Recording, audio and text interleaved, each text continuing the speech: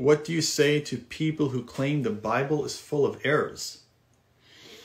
Well, I guess my first question to somebody who makes that claim is to ask them, well, can you give me some examples? All right, because it's easy to just kind of say, oh, the Bible's full of a bunch of errors.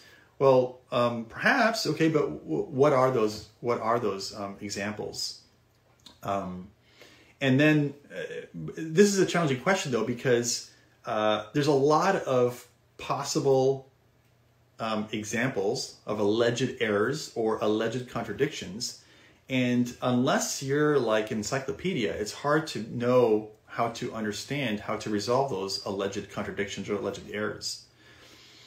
Now, so oftentimes I have, oh, actually, this is Bert. No, that's not the right book. Sorry.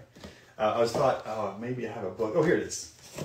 So like, so what I do is I have books like, I know this is a really old cover. Maybe they've updated the cover, but When Critics Ask, a popular handbook of Bible difficulties, okay, by Norman Geisler and Thomas Howe. So I have all kinds of, I have all kinds of resources like that because I typically don't know all the history or the original language behind what's being said in a particular passage. And oftentimes, a lot of these alleged errors can be resolved by either understanding the context of that era or understanding the nature of the genre of the passage that you're reading, And there's people who just have done a lot of work and put together resources to help you navigate some of those. So, yeah, that's the way I would first respond, is first ask me, well, what's an example of that, of an error?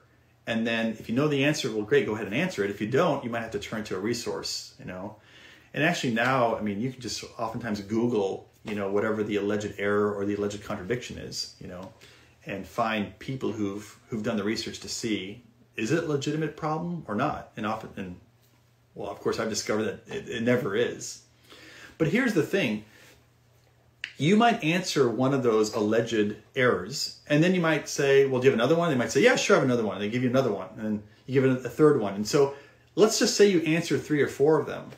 At some point, if they just keep throwing out all these errors or alleged contradictions and you keep resolving them, at some point you might say, well, is there anything legitimate, or is there anything, do you feel any differently about your claim that the Bible's full of errors when the 3 or 4 that you've given me I've been able to resolve, and it seems like, they're just based on misunderstandings of genre or not a full understanding of what was going on in the context or whatever. Like, I just think sometimes people need to realize, man, if we're able to answer all these objections, maybe we haven't answered all 100 objections that you have or claims of errors or mistakes in the Bible, but the fact that I've addressed 3 or 4 or 5 of them, doesn't that tell you something that maybe the Bible isn't full of a bunch of errors? So I don't know. Yeah, I might be inclined to try to move in that direction with suggesting that's the case. All right.